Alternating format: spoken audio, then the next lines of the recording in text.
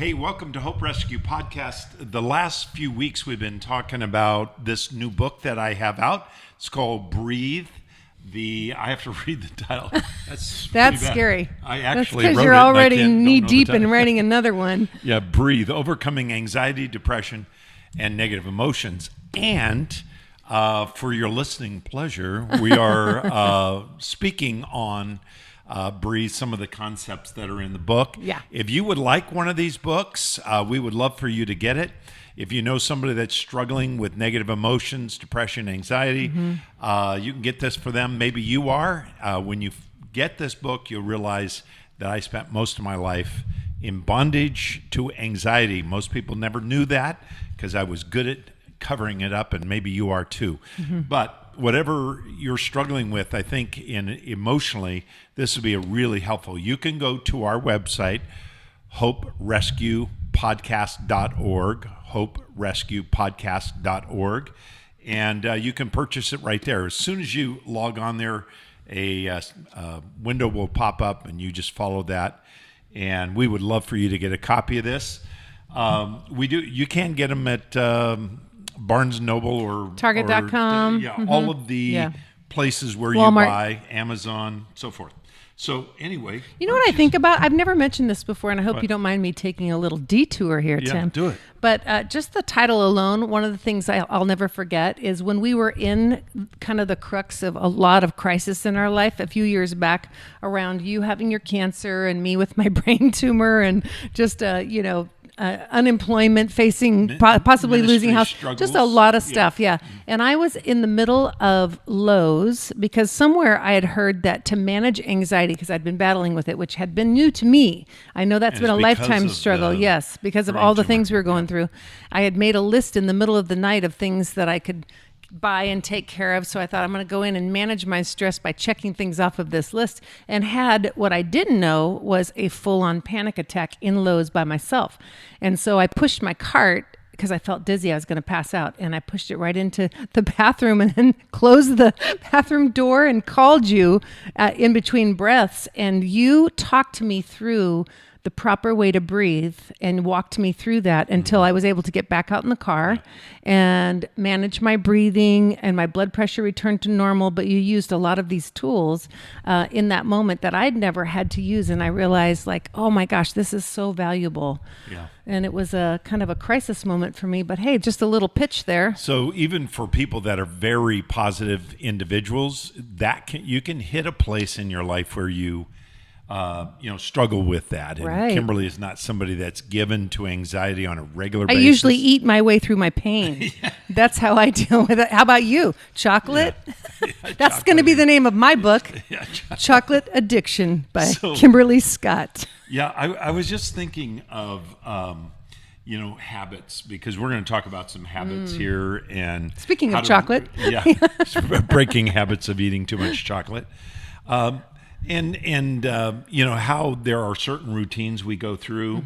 And I have a routine, everybody that lives with us, which is not a lot of people, but our daughter, Gracie, and my mother-in-law, Kimberly's mother, lives here. They know when I get home from studying, before I go work out, I take the dogs for a walk. Right. And what I do when I take the dogs for a walk is I always grab a couple of doggy bags. Dookie bags. Yeah, dookie. Dookie bags. Doggy bags. Those aren't the kind you get at the restaurant. Could I have a doggy bag? And they bring out a bag of dog poop. Steamy poop. That's not the one we're talking about. No thanks. Yeah. Anyway, so because one of my pet peeves, and even if it wasn't one of my pet peeves, when you take a dog for a walk in your neighborhood, right, you pick up after yourself. And we do have some people in our neighborhood. Can I jump in here just for a second? Because I will say that my husband, Timothy Scott, he's analytical critical. We've talked about this a lot. But we don't go through a neighborhood that when we're driving through, he's not analyzing dog walkers whether or not they have bags. Like, that's how much you care. Like, he's already mad at him if he doesn't see a bag. Even if they've already disposed of a bag, he's presuming they're going to be that guy. That's not true. I'm not. I love everybody with the heart of. Okay, now with the mind of Jesus, with the heart of Jesus. Anyway, in Jesus' name, put that poop in that bag. You are the poop police. It bugs me. Why do you let your dog Right. poop on somebody's yard not right. or in a park Right. and just leave it there and kids are playing and Right. you know what happens. And anyway, so I get out and this one day, I don't know why I was in a hurry or whatever, and I get out and I take the dogs out. Fortunately, not every day do they poop, but almost every day. We have 2 dogs. One of them's a little tiny dog. Yes. And she did poop. And so I reach in my back pocket where I always have my doggy bags, my doogie bags, whatever they're called. In her case, little turdlet bag. And I had nothing except a receipt. And it was a receipt from a gas station. It wasn't one of those. If it had been a receipt from CVS, I could have picked up everybody's poop. But anyway, it was just this little tiny. And so I'm looking at this little paper, and I'm looking, and I look around to see if anybody's seeing me. And You were that guy. I left my dog's cute little poop You on were the that guy. grass. I almost, when I got back, grabbed a bag and went back down to pick it up. But I didn't. Did you know? No, I didn't, because let's I talk have- about the future. Now, is that going to give you just a little more grace when you see people who potentially don't have If a bag? they forget, hey, I always bring extras. Are we for going to give people. them a benefit of the doubt? That's Sure. my question. Okay, from now on, pick up your dog's poop. That's all we're saying. And thank you for listening to Hope Rescue we're out. Podcast. We'll be back next week with another annoying habit of mine. Bowel movements. But the everybody human has version. habits. So there are good habits and there's bad habits. Good habits are like flossing your teeth daily. Mm-hmm. Let that set for a minute. Good habit is, if you trim your beard, gentlemen or ladies. Yeah, don't be sexist. I'm in menopause. Yeah. Well, let's not talk about that. You take such good care of that. I don't know anything about your mustache, but I've heard about it. But anyway, you clean up the hair, make sure you've got, and you got to have good habits in your life. Right. Sometimes we have habits we want to break.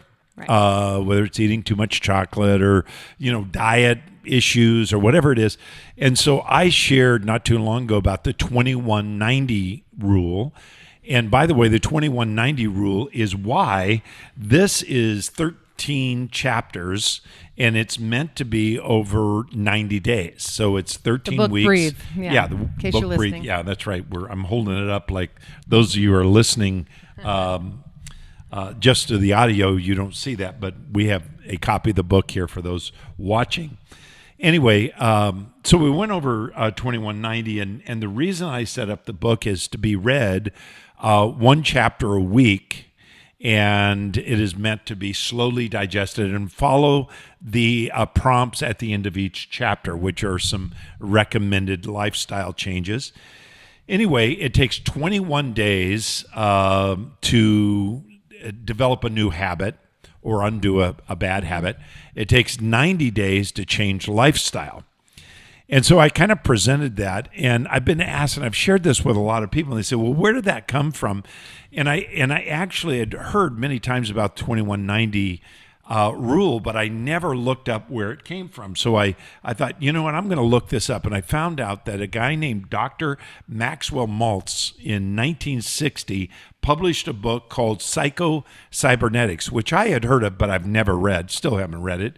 But he observed, he was a medical doctor, actually was a plastic surgeon. Mm-hmm.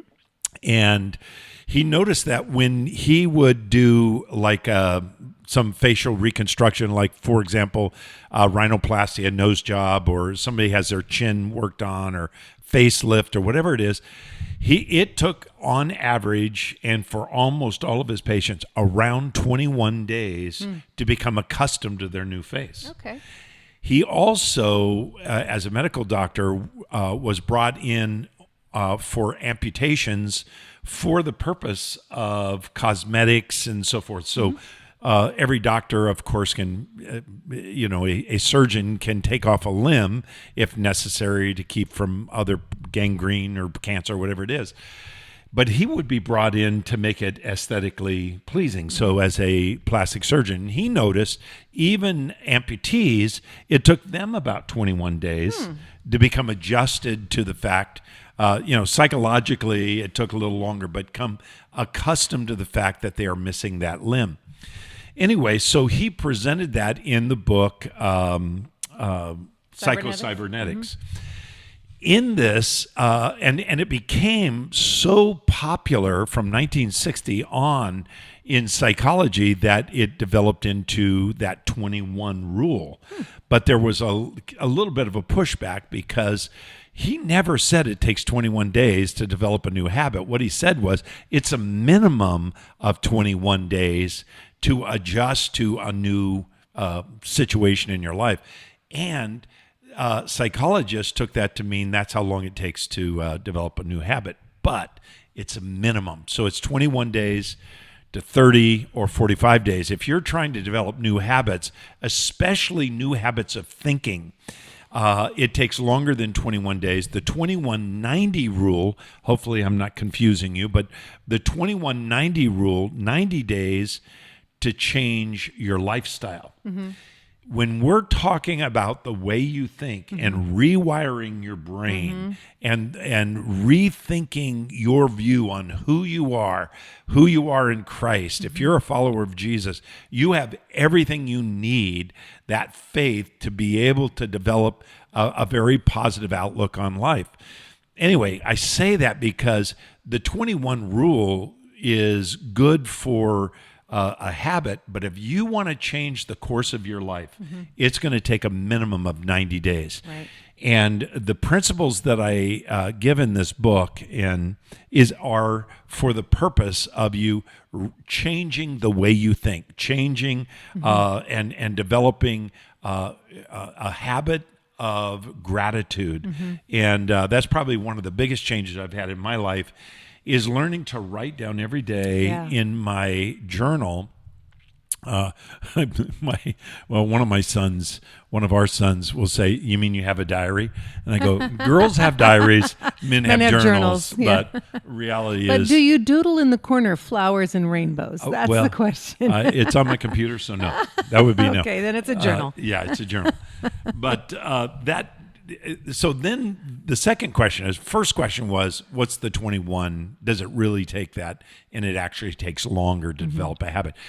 The other thing that's interesting about that, in this, Dr. Maltz said that even if someone had a failure of a day or two in a row, it did not change the results in developing that new habit. So a setback in the process, like let's say you're trying to give up chronic drinking of alcohol. So it may be that you are, doing really well, and then 2 weeks in, you have a day where you drink, kind of fall off the wagon, so to speak, but you get right back on the wagon, and actually it reinforces that falling off of the wagon. We don't want to encourage people to fail, Right. but you can get back on and really Keep moving forward. And that process of 21 to 45 days of developing this new habit will really work. Yeah. The same is true with journaling, a Thanksgiving journal. One of the biggest tools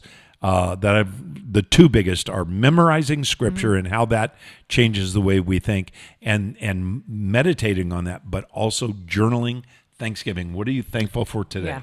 And actually, it's so interesting because the word is full of, the word is packed full of like having a thankful heart, Yes. give thanks with a grateful heart, like, a heart of gratitude, yada, yada, yada. But it seems like it's become a trend, and it's crossed over to, I hate to even use the word secular world, but, mainstream, that people who start their day with a gratitude list or things that they're thankful for, of course it affects your psychology and your outlook. And just observation, you would see it. Right, Thankful people are and awesome. I mean, it came from truth. It started with the Word of God, which is so cool, but how easy it is to get sidelined by other things, and fear is one of them. Yeah, and it has been helpful. You're very grateful, and so am I. I'm grateful for things in life. I usually worry about giving up something and thinking that it's going to change my life in a way that's super negative. But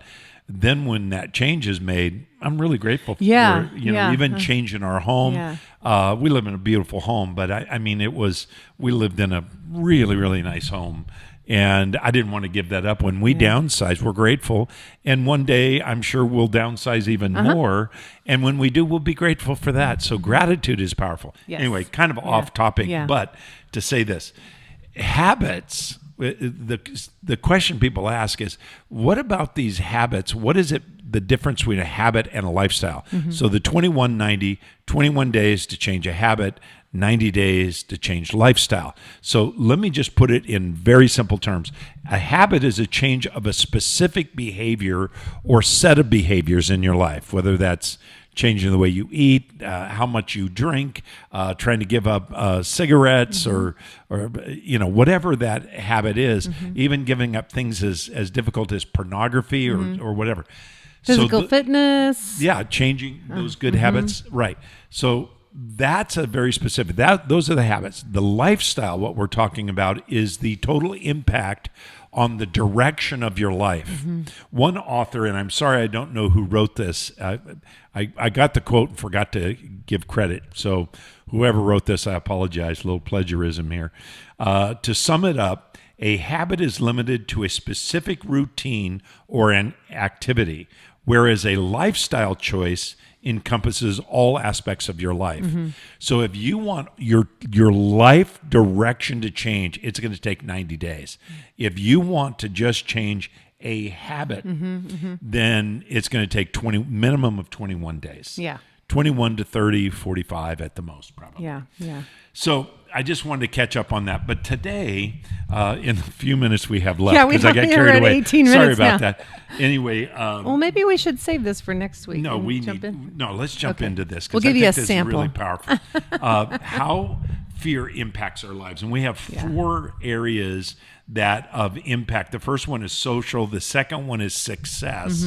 The third one is relationships. And the fourth one is parenting. Right. So let's just take a couple of these, Kimberly, Okay. and we'll talk about how number one, social. Yes. So we've all obviously, I think, have been changed in recent years since 2020 in regards to regardless of your temperament type, we've all begun to feel the insecurity of re-entering into social circles and social dynamics. You know what's crazy? We have a lot of pastor friends. Yes. We pastor as well, and we have seen in the average church about 25 to 40% of attendance pre-pandemic is what they have today. People are afraid to come back. I'm sorry to interrupt. So that being said, I mean, obviously we just started to reemerge, and now, of course, with all of the news, you're getting that feeling again of like, with masks being required,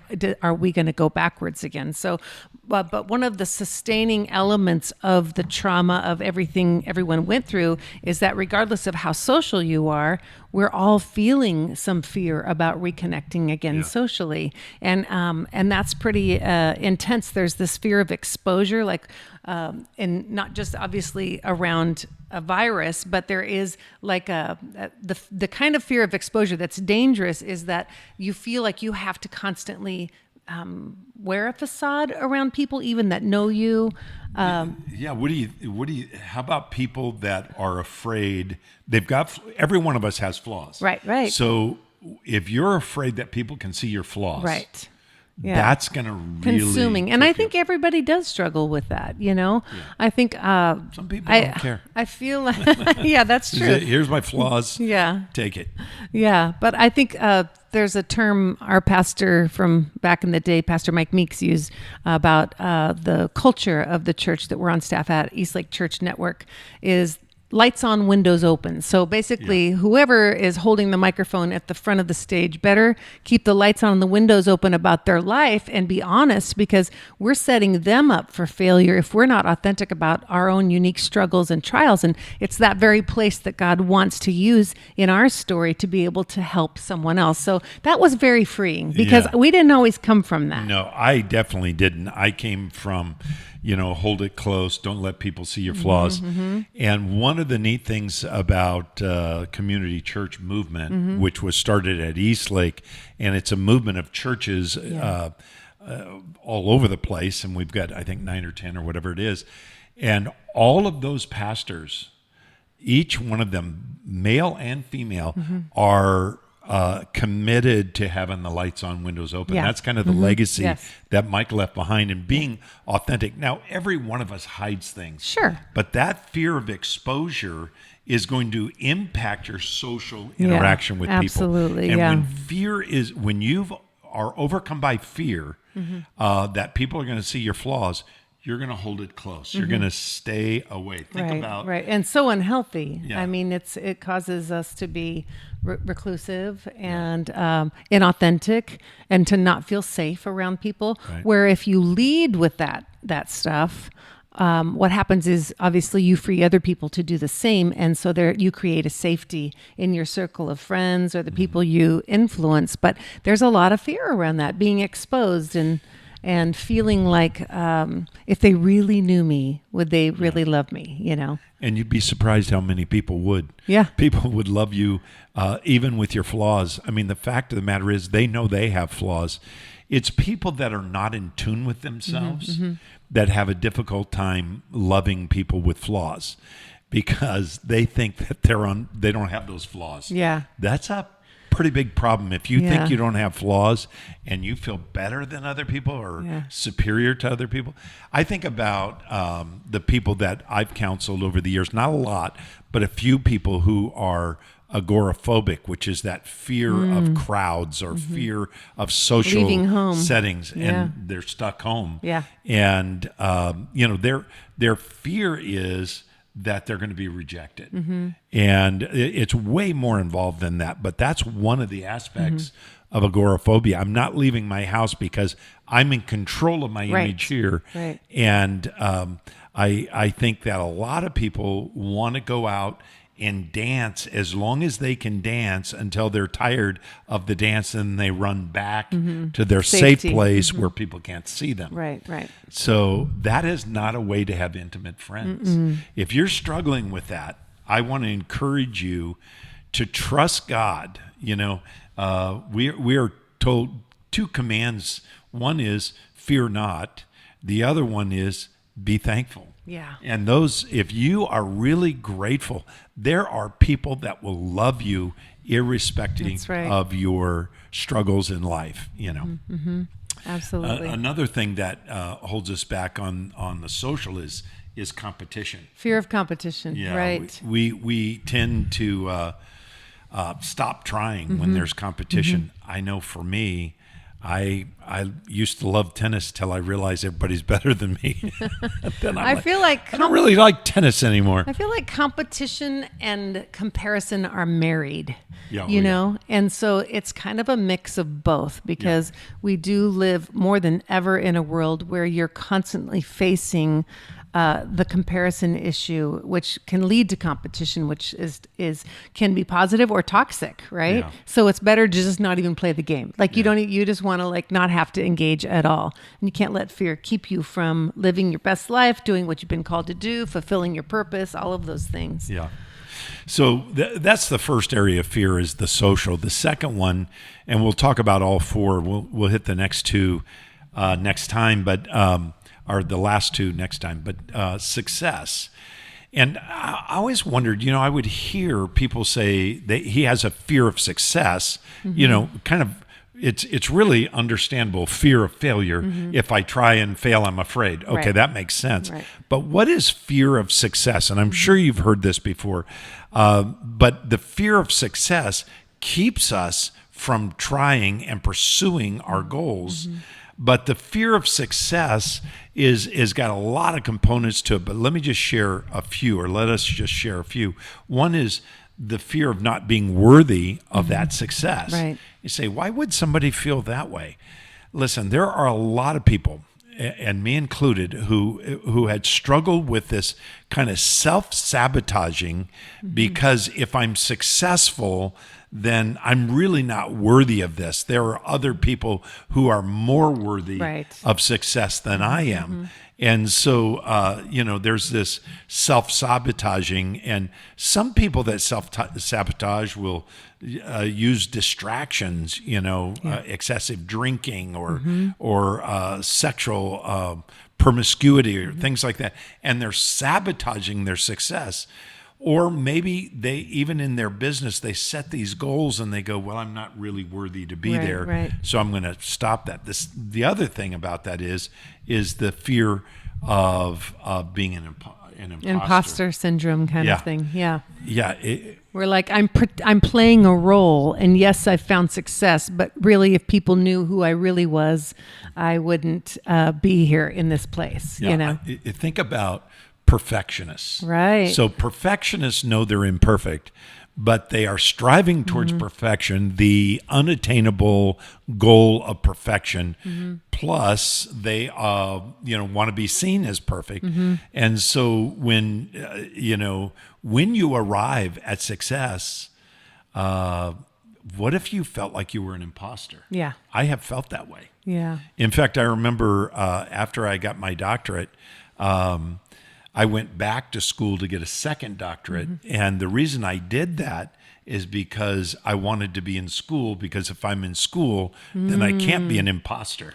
And I've not arrived. I'm not an expert. Right. I'm still in the midst of my training. Okay. So you didn't want the responsibility of being called an expert with that PhD. You wanted to continue your education, so you weren't held accountable to that. I have an excuse not to be perfect. Gotcha. Wow. My problem was this fear that I'm not going to be perfect. And nobody is. And I've struggled with that my whole life. Even medical doctors, they're practicing medicine, but there's this feeling of that you have to be the very best. Yeah. Yeah. And then there's the fear that our lives will be overcomplicated by success. Now, I understand that. Like, I look at, young people pursuing their dreams a lot of times on social media. You see it play out on, even on TikTok, to be honest with you. They become overnight successes for whatever they're selling, their personality.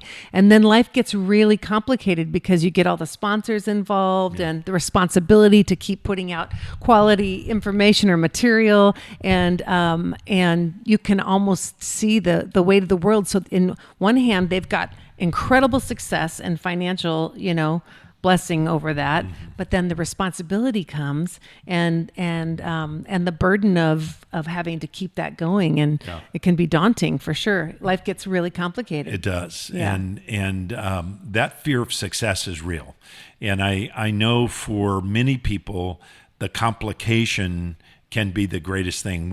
A little known fact, and we'll close this off, but a little known fact was, we actually were in contract with Sony Pictures, and A&E had bought our reality show. We were going to do a reality show years ago, and we're so thankful. It's been 6 years ago. We're so thankful it actually didn't go through, because if it had gone through, it would have changed our life dramatically in all the worst ways. We would have been under observation all the time. So anyway, we're really grateful it didn't go. Some in our family are not, because they want to be movie stars or something.